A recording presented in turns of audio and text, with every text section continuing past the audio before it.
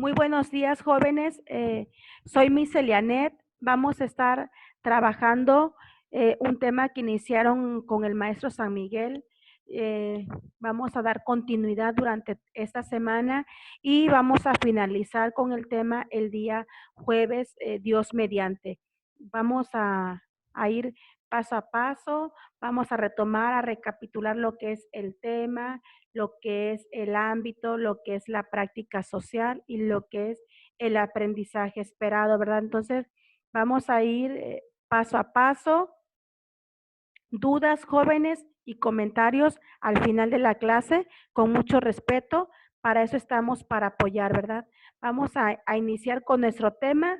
Nuestro tema es revisar convocatorias y llenar formularios diversos. Recordemos, jóvenes, que estamos recapitulando. Ese es el tema que iniciaron a trabajar la semana pasada con el maestro San Miguel, pero que no fue concluido. Recordemos, jóvenes, que un tema es para 2 semanas, por eso es que yo voy a dar continuidad y estoy recapitulando con el tema, el ámbito, la práctica social y el aprendizaje esperado. Nuestro ámbito, jóvenes, va a ser la participación social. ¿Por qué participación social? Porque estamos viendo lo que son convocatorias y lo que son formularios, y para que podamos llevar a cabo todo eso, jóvenes, requerimos de un conjunto de personas, ¿verdad? Es decir, de toda una sociedad. Nuestra práctica social del lenguaje va a ser producción e interpretación de textos para realizar trámites y gestionar servicios. Trámites, jóvenes, se refiere a la situación que ustedes quieran realizar. Por ejemplo, quieren tramitar una constancia de estudio, quieren gestionar algún servicio, bien, vamos a estar haciendo formularios de cómo llenar un formulario para gestionar un servicio de internet, gestionar un servicio de energía eléctrica, y así sucesivamente vamos a ir paso a paso. Nuestro aprendizaje esperado va a ser revisar convocatorias y llenar formularios, pero esto lo vamos a ir viendo durante la semana, jóvenes. Vamos a ir paso a paso para que quede claro lo que es este tema, que es revisar convocatorias y llenar formularios diversos. El día de hoy, jóvenes, antes de continuar, quiero compartirles una frase que me di a la tarea de investigar, ¿verdad? El fin de semana, una frase pensando en ustedes, en cada uno de ustedes. Y dice lo siguiente: el éxito en la vida no se mide por lo que logras, sino por los obstáculos que superas. Y jóvenes, sí quiero eh, tomar en cuenta algo aquí muy importante. Todos los éxitos que ustedes logren, jóvenes, todos los logros que ustedes alcancen, jóvenes, debe de, debe de medirse por medio de obstáculos, por medio de tropiezos, por medio de piedras. Es decir, debemos iniciar desde lo más bajo hasta llegar a la cima, ¿verdad? Pero durante ese proceso, durante ese camino, vamos a encontrarnos con obstáculos, vamos a encontrarnos con piedras y obstáculos que nosotros debemos ir esquivando para lograr el éxito, ¿verdad? Para lograr el triunfo, para llegar a la cima. Entonces, sí es importante que lo tomen en cuenta, jóvenes. Estamos prácticamente en la recta final y pues yo deseo que ustedes tengan éxito siempre, siempre en cada un momento de su vida. Entonces, independientemente de esta frase que les estoy compartiendo, ¿verdad? Vamos a dar continuidad a lo que es el tema.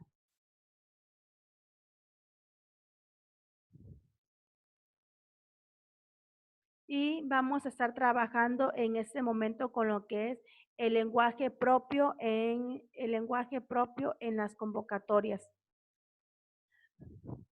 Vamos a estar viendo 2 puntos importantes.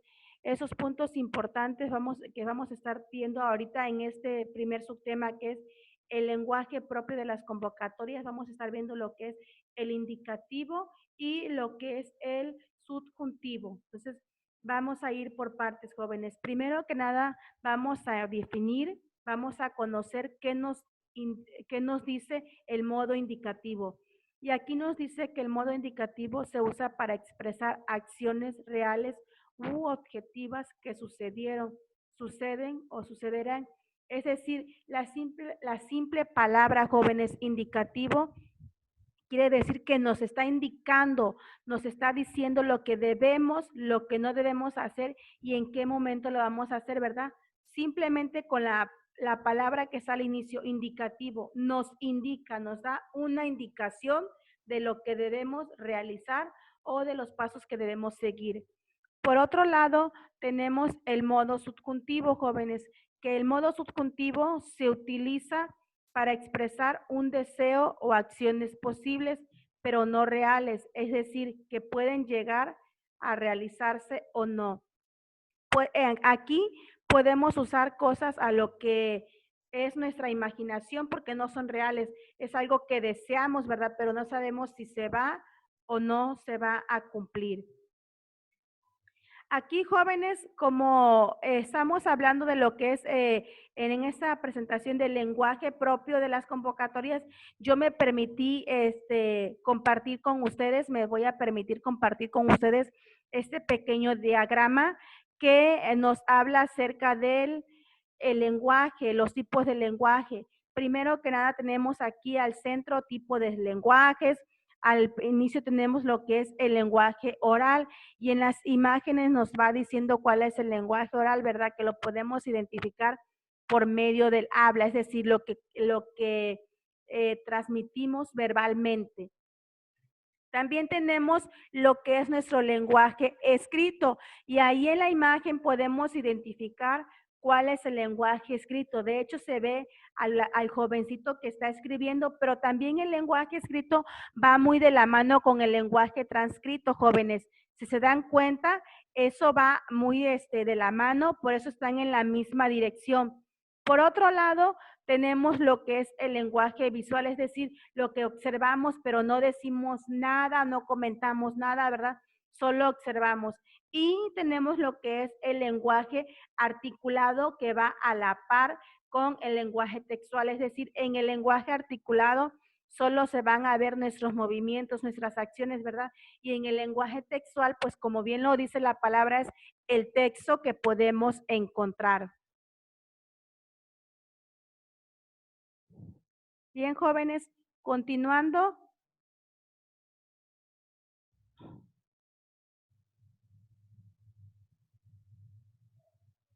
vamos con, nos dice otro subtema, cada tipo de texto tiene características y funciones particulares.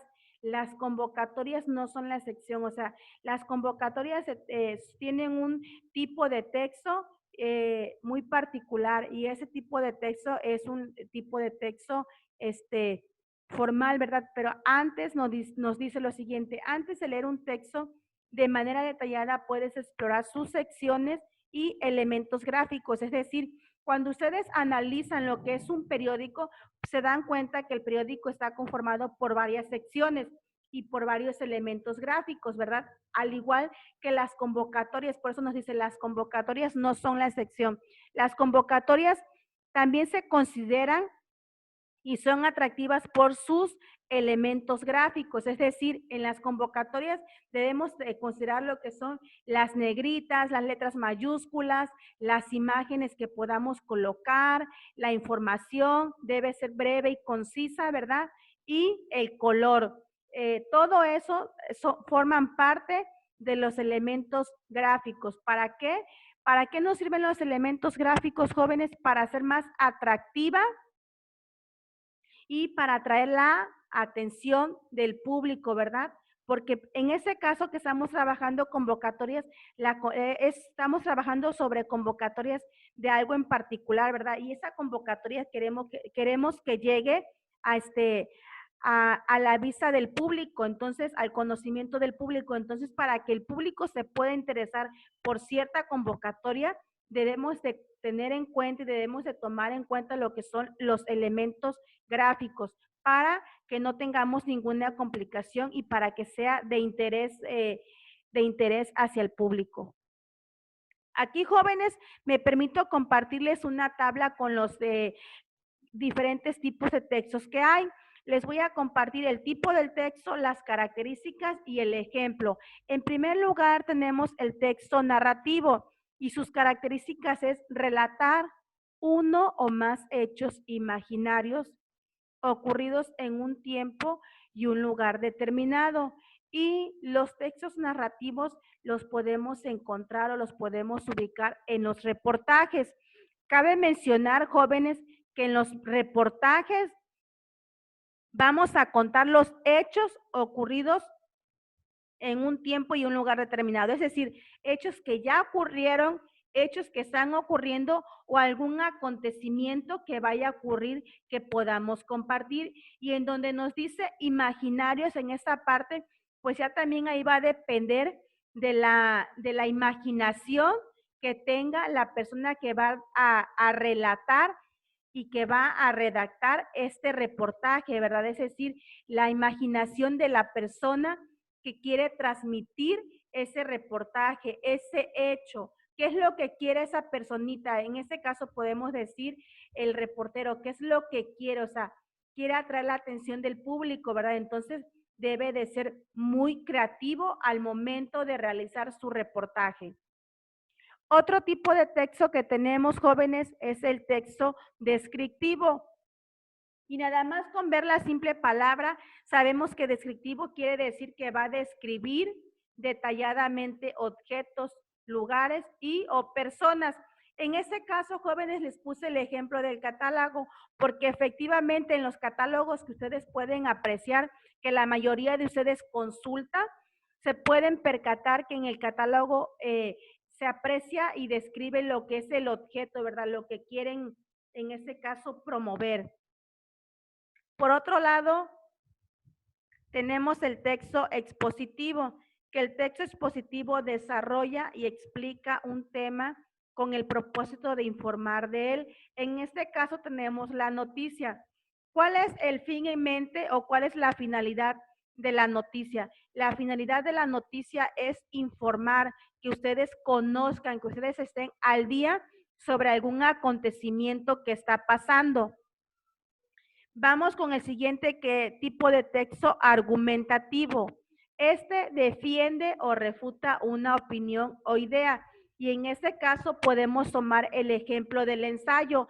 Jóvenes, ustedes se pueden percatar en el ensayo, ustedes van a defender y van a argumentar lo que es su opinión sobre algún tema o sobre algún punto en particular que quieran transmitir o que quieran compartir. Es importante el ensayo, ¿por qué? Porque aquí ustedes argumentan por qué están o no están de acuerdo. Y por último tenemos el instructivo, que el instructivo nos dice que entrega pasos, instrucciones, pautas o indicaciones a seguir. Y en ese caso yo puse como ejemplo el reglamento, porque el reglamento es de cierta manera un instructivo, nos va diciendo paso a paso lo que está permitido y lo que no está permitido hacer en determinado lugar, ¿verdad?